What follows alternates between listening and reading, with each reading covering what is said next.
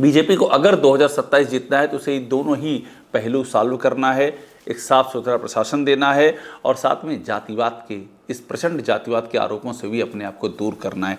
इसीलिए मैं ये कह रहा हूँ कि बीजेपी का नया सीएम बीजेपी ने तय कर दिया है। उसका आशय यही है कि पंकज चौधरी के आने का मतलब ये है कि परिवर्तन की एक भूमिका बन गई है।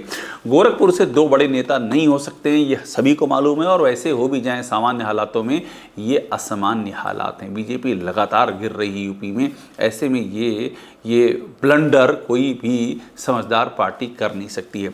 योगी आदित्यनाथ, एक मैं और आपको इंपॉर्टेंट बात बता रहा हूँ, हमारे सोर्सेज कहते हैं कि योगी आदित्यनाथ इस अपॉइंटमेंट से खुश भी नहीं हैं जिस तरह से पंकज चौधरी को ले आया गया है। सोर्सेज ये बताते हैं कि उन्होंने भी ये मुद्दा रखा कि एक क्षेत्र से दो कैसे हो सकते हैं, और वही मैं जो आपसे कह रहा हूँ ये सभी के जहन में है कि क्षेत्र एक गोरखपुर से ही दो कद्दावर पद आप कैसे दे सकते हैं। यानी कि मसला क्या है, मसला ये कि आगे चल करके एक को हटाया जाएगा। और फिर मैं उसी बात पे आता हूँ कि पंकज चौधरी तो अभी आए हैं, आज नॉमिनेशन किया है, उनका डिक्लेयर हो जाएगा प्रदेश अध्यक्ष अगले 24 घंटे के अंदर।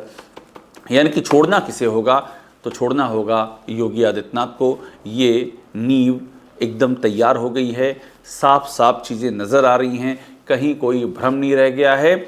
और दूसरी बात ये भी आप देखिए कि जो पीडीए वाला कार्ड है उससे लड़ने के लिए भी बीजेपी को चाहिए कि वो एक जाति विशेष का जो छतरी तन गई है उस छतरी से अपने आप को बाहर करे। और उसके लिए ज़रूरी होगा कि जो सबसे बड़ा चेहरा है एक जाति विशेष की राजनीति का, उसको सत्ता के प्रबंधन से किनारे करना। और इसीलिए ये बात सामने आ रही है कि ये एक बड़े बदलाव की भूमिका तैयार हो चुकी है।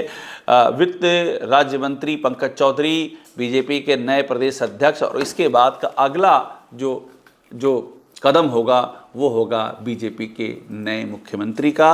और वो नया मुख्यमंत्री भी संभावना इसी बात की है पिछड़ी और दलित कैटेगरी से ही होगा,